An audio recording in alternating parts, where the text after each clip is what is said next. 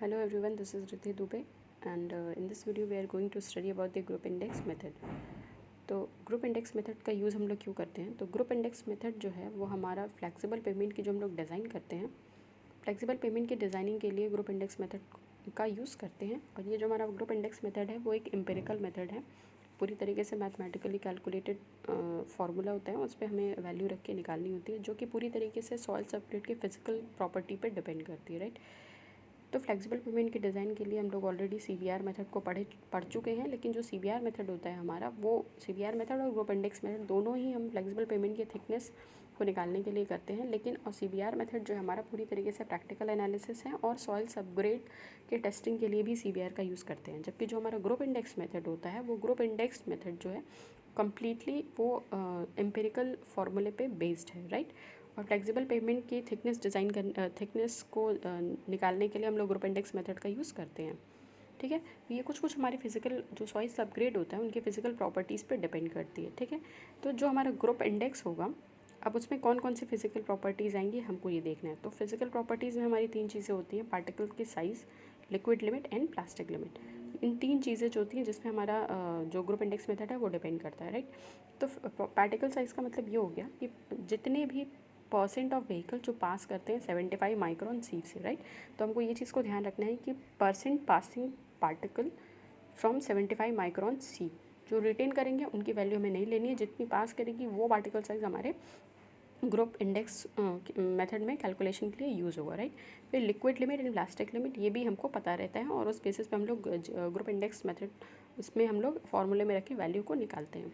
जो हमारा group index का वैल्यू आता है वो जनरली वेरी करता है 0 से 20 के बीच में, वो कभी भी 20 से ज़्यादा का नहीं होगा। ग्रुप इंडेक्स हमेशा 0 से 20 के बीच में वेरी करेगा।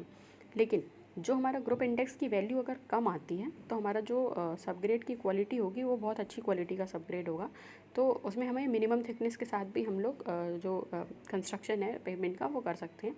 लेकिन अगर यही ग्रुप इंडेक्स की वैल्यू ज़्यादा आती है तो जो हमारा सबग्रेड होता है वो पुअर क्वालिटी का होता है, राइट। तो अगर ग्रुप इंडेक्स की वैल्यू कम आएगी तो वो हमारे कंस्ट्रक्शन के लिए अच्छा होगा, लेकिन अगर वही वैल्यू ज़्यादा आती है तो उसमें हमको एडिशनल थिकनेस बहुत ज़्यादा देनी पड़ती है, रिक्वायरमेंट हो जाती है हमको मटेरियल्स प्रोवाइड करने की, ठीक है। तो ग्रुप इंडेक्स अगर हमारा कम आता है तो जो सबग्रेड की क्वालिटी होगी वो अच्छी होगी। अगर यही ग्रुप इंडेक्स हमारा ज़्यादा आएगा तो हमारा जो सबग्रेड का क्वालिटी होगा वो पुअर होगा, राइट। तो सीव एनालिसिस के आधार पर हम लोगों ने किया क्या है कि ग्रुप इंडेक्स की वैल्यू को कैलकुलेट किया हुआ है, राइट। तो ग्रुप इंडेक्स की वैल्यू जब हम कैलकुलेट करते हैं तो फॉर्मूला है हमारे पास ग्रुप इंडेक्स का, वो फॉर्मूला है ग्रुप इंडेक्स का 0.2A plus 0.005AC plus 0.01BD, right. तो इसमें ये जो हमारे कोएफिशिएंट हैं ABCD, इन तीनों की वैल्यू जो है वो हमको निकालनी पड़ती है। तो जो ग्रुप इंडेक्स होता है वो हमारा, हमने पहले बता रखा है कि जितने भी परसेंट ऑफ पार्टिकल पास करेंगे 75 माइक्रोन सीव पे उस पर डिपेंड करेगा। तो अब हम क्या बारी बारी देख लेते हैं कि ABCD जो हमारा कोएफिशिएंट यूज़ हुआ है 0.2 में, 0.005 में एंड 0.01 में, तो ये सब है क्या, राइट। तो A की वैल्यू अगर हम मैथमेटिकली A की वैल्यू को कैलकुलेट करेंगे तो वो जो हमारी A की वैल्यू कैलकुलेट करने के लिए हम लोग ये फार्मूला लेते हैं P minus 35 which should not be greater than 40। तो P जो है वो हमारा परसेंट फाइनर पार्टिकल है जो कि हमारा पास करता है 75 माइक्रोन सीव से, राइट। तो हम लोग क्या करेंगे, जितनी भी हमें वैल्यू दी रहती है कि सपोज़ अगर दिया हुआ है कि 50% पार्टिकल्स जो हैं वो पास कर जा रहे हैं, तो यहाँ पर हम P की वैल्यू को 50 ले लेंगे। वो किससे पास होने चाहिए, 75 माइक्रोन सीव से, राइट। तो उसके साथ जो P माइनस 35 से हम A की वैल्यू निकालेंगे, लेकिन साथ में इस कंडीशन को देखना है कि वो 40 से ज़्यादा का नहीं होना चाहिए। अगर वो सब्सट्रैक्ट करने पे P माइनस 35 की वैल्यू अगर वो 40 से कम आती है तो ठीक है, लेकिन अगर 40 से ज़्यादा आएगी तो हम A की वैल्यू 40 के आसपास लेके चलेंगे, राइट। तो हम मैक्सिमम वैल्यू जो है वो 40 ही ले सकते हैं। तो इसका रेंज हमारा क्या हो जाएगा, 0 से लेके 40 के बीच में। तो ये हमारी A की वैल्यू हो जाएगी, राइट। अब अगर हम B की वैल्यू को सपोज़ निकालते हैं तो B की वैल्यू को निकालने के लिए हमारे पास फॉर्मूला है P माइनस 15, राइट।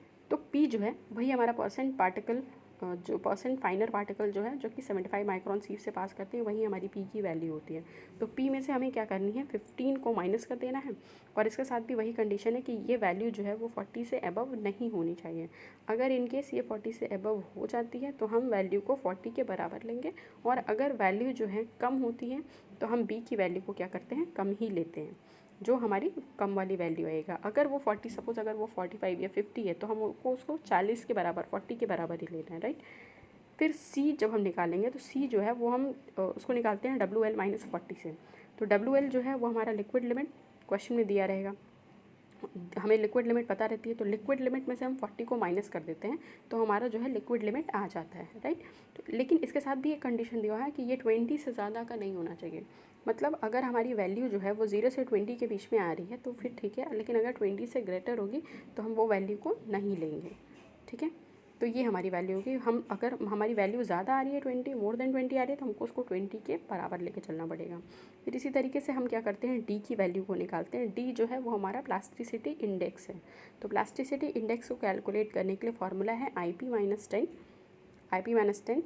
तो जो डी है वो प्लास्टिसिटी इंडेक्स, IP जो है वो प्लास्टिसिटी इंडेक्स है हमारा। अगर हमको क्वेश्चन में, अभी तो हमने पहले पढ़ा था कि जो हमारी फिजिकल प्रॉपर्टीज़ हैं वो हमारी particle size, liquid limit and plastic limit है, राइट। लेकिन क्या है कि अगर हमको क्वेश्चन में liquid limit and plastic limit दिया है तो प्लास्टिसिटी इंडेक्स हम लोग बहुत ही ईजिली कैलकुलेट कर सकते हैं। तो प्लास्टिसिटी इंडेक्स का फॉर्मूला क्या होता है, liquid limit minus plastic limit.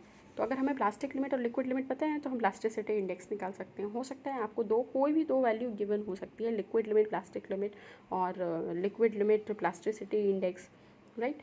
तो हमें ये वैल्यू प्लास्टिसिटी डी की वैल्यू IP माइनस 10 तो हम से करके हमें निकालनी है। IP जो है वो हमारा प्लास्टिसिटी इंडेक्स है और प्लास्टिसिटी इंडेक्स अगर हमें दिया रहेगा तो वही वैल्यू रख के निकाल लेते हैं, नहीं तो liquid limit minus plastic limit कर लेते हैं और वैल्यू हमको प्लास्टिसिटी इंडेक्स की मिल जाती है। इसके साथ भी ये कंडीशन है कि ये ग्रेटर देन 20 नहीं होना चाहिए। अगर 20 से कम आएगी वैल्यू तो वेल एंड गुड, वही वैल्यू लेंगे जो 20 से कम आएगी। लेकिन अगर इनकेस 20 से ज़्यादा आती है तो हमें 20 के बराबर लेके चलना है, राइट। तो ये था हमारा ग्रुप इंडेक्स का।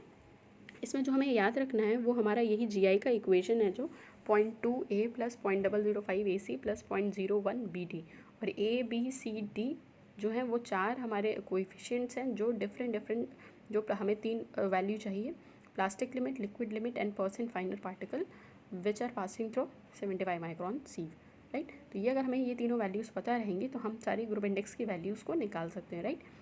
अब क्या करते हैं कि ग्रुप इंडेक्स की वैल्यू को अगर हमने निकाल लिया सपोज, तो फिर अब हम कैसे पता करेंगे कि, क्योंकि हम अल्टीमेटली जो ग्रुप इंडेक्स मेथड यूज़ कर रहे हैं वो थिकनेस के लिए यूज़ कर रहे हैं, तो ग्रुप इंडेक्स मेथड जो है हमारा, अब कैसे थिकनेस को डिसाइड करेंगे। और ये जो ग्रुप इंडेक्स की वैल्यू 0 से 20 के बीच में वेरी कर रहा है तो इसका मतलब क्या है कि कैसे हम पता करेंगे कि ग्रुप इंडेक्स की वैल्यू अगर कितनी आई है तो वो सही है या नहीं सही है। तो आइए हम देख लेते हैं कि इसके बारे में क्या है। तो जो हमारी ग्रुप इंडेक्स की वैल्यू है, अगर हमने पहले ही बोला था कि अगर वो कम आएगी तो ग्रुप इंडेक्स हमारा, अगर वैल्यू कम आती है तो सॉइल सबग्रेड जो है वो अच्छी क्वालिटी का है, और अगर ग्रुप इंडेक्स की वैल्यू ज़्यादा आती है तो सॉइल सबग्रेड जो है वो पुअर क्वालिटी का है। तो अगर हमारी ग्रुप इंडेक्स की वैल्यू 0 से 1 के बीच में आती है तो ये हमारा सॉइल जो होगा वो गुड क्वालिटी का होगा, ठीक है। अगर यही हमारी ग्रुप इंडेक्स की वैल्यू 2 to 4 के बीच में आती है तो हमारा जो सॉइल होगा वो फेयर क्वालिटी का होगा, राइट। अगर यही हमारी ग्रुप इंडेक्स की वैल्यू 5 से 9 के बीच में आती है तो हमारा जो सॉइल सबग्रेड होगा वो पुअर क्वालिटी का होगा, राइट। और अगर ये वैल्यू हमारे 10 से 20 के बीच में आएगी तो वो हमारी वेरी पुअर सॉइल होगा। तो गुड और फेयर तो सही है, वेरी पुअर सॉइल पे हम लोग कंस्ट्रक्शन नहीं करते, यानी कि हमारी ग्रुप इंडेक्स की वैल्यू 10 से ज़्यादा आती है तो वो हमारे लिए ख़राब होता है, उस पर हम कंस्ट्रक्शन जो है वो सफिशिएंट मेजरमेंट्स के साथ करते हैं, राइट। अब हमने यहाँ पर एक थिकनेस का टेबल बना लिया है, ये कोड के हिसाब से टेबल है। अगर हमारी ग्रुप इंडेक्स की वैल्यू 0 आ रही है तो थिकनेस हमें जो मिनिमम थिकनेस हम देते हैं, अगर ग्रुप इंडेक्स हमारे 0 आ रही है मीन्स हमारा सॉइल सबग्रेड बहुत ही अच्छी क्वालिटी का है, गुड क्वालिटी का है। तो जो हमारी मिनिमम थिकनेस की रिक्वायरमेंट होगी 30 सेंटीमीटर जो कि होता है, तो हम मिनिमम, अगर हमारी ग्रुप इंडेक्स की वैल्यू 0 आएगी तो थिकनेस हम मिनिमम भी 30 सेंटीमीटर लेके चलेंगे, राइट। अगर ग्रुप इंडेक्स की वैल्यू इसी तरीके से 5 आ रही है तो 5 के लिए हम लोग 45 सेंटीमीटर लेके चलेंगे। अगर ग्रुप इंडेक्स की वैल्यू 10 आ रही है तो फिर हम उसके लिए थिकनेस 62 सेंटीमीटर प्रोवाइड करेंगे। अगर 15 आ रही है तो उसके लिए थिकनेस हम 78 सेंटीमीटर देंगे। अगर 20 आ रहा है तो उसके लिए थिकनेस हम लोग 90 सेंटीमीटर देंगे, राइट। अब बात यह है कि ग्रुप इंडेक्स की वैल्यू 0, 5, 10, 15, 20 ज़रूरी तो नहीं है कि वो इसी फॉर्म में है। हो सकता है कि जो हमारी वैल्यू है वो हमारी 8 पॉइंट समथिंग आए और 5 पॉइंट समथिंग आए और होल नंबर में ना आके किसी फ्रैक्शन में है। तो अगर फ्रैक्शन में आएगा तो हम लोग क्या करते हैं, वहाँ पे इंटरपोलेशन फार्मूले का यूज़ करते हैं। इंटरपोलेशन फार्मूला हम लोग लगाते ही इसीलिए हैं कि अगर हमें कोई वैल्यू रेंज में दी रही होती है और हमें एप्रोप्रिएट वैल्यू नहीं पता होती, अब तो हम उस अप्रोप्रिएट वैल्यू को फाइंड आउट करने के लिए इंटरपोलेशन मेथड का यूज़ करते हैं, राइट। तो यहाँ पर हमें जो वैल्यू दिया हुआ है वो कहीं ना कहीं एक रेंज, मतलब एक 0 के लिए आपको पर्टिकुलर वैल्यू 30 दी हुई है, 5 के लिए ग्रुप इंडेक्स के लिए 45 दिया हुआ है, 10 के लिए 62 दिया हुआ है। बट अगर यही हमारा कोई वैल्यू फ्रैक्शन में आएगा, 8 पॉइंट समथिंग आ गया, तो फिर हम उसका कैसे निकालेंगे? तो फिर उसके लिए हमें वैल्यू निकालनी होगी इंटरपोलेशन मेथड का यूज़ करके। तो ग्रुप इंडेक्स हमारा जो भी आएगा उसके रिस्पेक्ट में हम थिकनेस जो है कैलकुलेट कर लेते हैं आइदर बाई ग्रुप इंडेक्स। अगर हमारी वैल्यू सपोज 10 आ रही है तो वेरी सिंपल, हमें 62 सेंटीमीटर प्रोवाइड करना है।